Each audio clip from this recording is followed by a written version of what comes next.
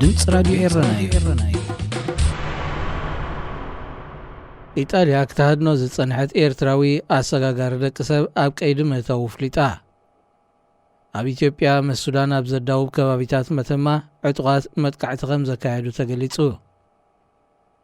ኣብ ቀይሕ ባሕሪ ናብ ዳህላክ ቅርበት ኣብ ዘለዋ ናይ ስዑድ ዓረብ ደሴት ፋርሳን ኣብ ናይ ጽዕነት መርከብ ባርዕ ኣጋጢሙ ኣርስታት ዜና ክትከታተሉ ጸኒሕኩም ክቡራት ሰማዕትና ዝርዝራቱ ይቕጽል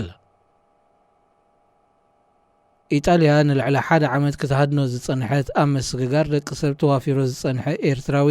ኣብ ቀይዲ ከም ዘተወቶ ገሊጻ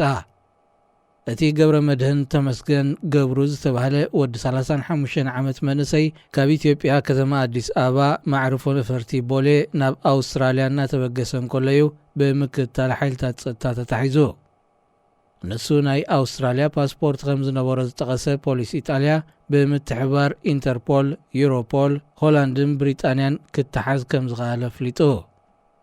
ካብ ኣዲስ ኣበባ ናብ ኢጣልያ ተሰጋጊሩ ምህላው ብምርግጋጽ ድማ ተመስሪትሉ ብዘሎ ክሲ ዘይሕጋዊ ምስጋር ስደተኛታት ካብ ኢትዮጵያ፣ ሱዳንን ሊብያን ኣብ ፓሌርሞ ኣብ ዝርከብ ቤት ፍርዲ ክቐርብ ምዃኑ ፖሊስ ኢጣልያ ነጺሩ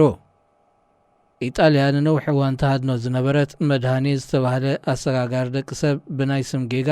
ኣብ 2016 ካብ ሱዳን ተታሒዙ ከም ዝተረከባ ኣይርስዓን ኣብ ዝሓለፈ ሰሙን እውን መንግስቲ ኢትዮጵያ ብተመሳሳሊ ክሲ ኣብ ቀይዲ ዘጽንሖ ተወልደ ጎይቶም ዝተባህለ ኤርትራዊ ኣብ ሆላንድ ናብ ዝርከብ ቤት ፍርዲ ክቐርብ ናብታ ሃገር ኣረኪብዎ እዩ ኣብ ኢትዮጵያ ምስ ሱዳን ኣብ ዘዋስን ክልል ኣምሓራ ከባቢታት መተማ ዕጡቃት መጥቃዕቲ ከም ዝፈጸሙ ተገሊጹ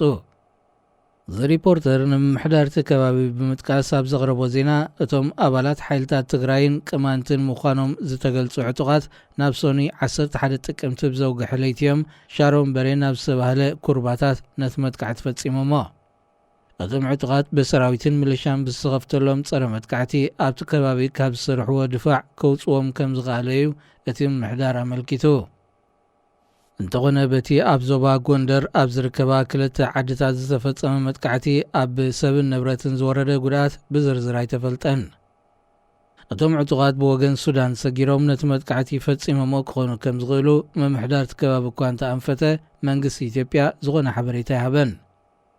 እቲ መንግስቲ ኣቐዲሙ ሓይልታት ትግራይ ብወገን ወልቃይትን ደቡብ ሱዳንን መጥቃዕቲ ከፊቶም ኣለዉ ክብል ወቒሱ ነይሩ እዩ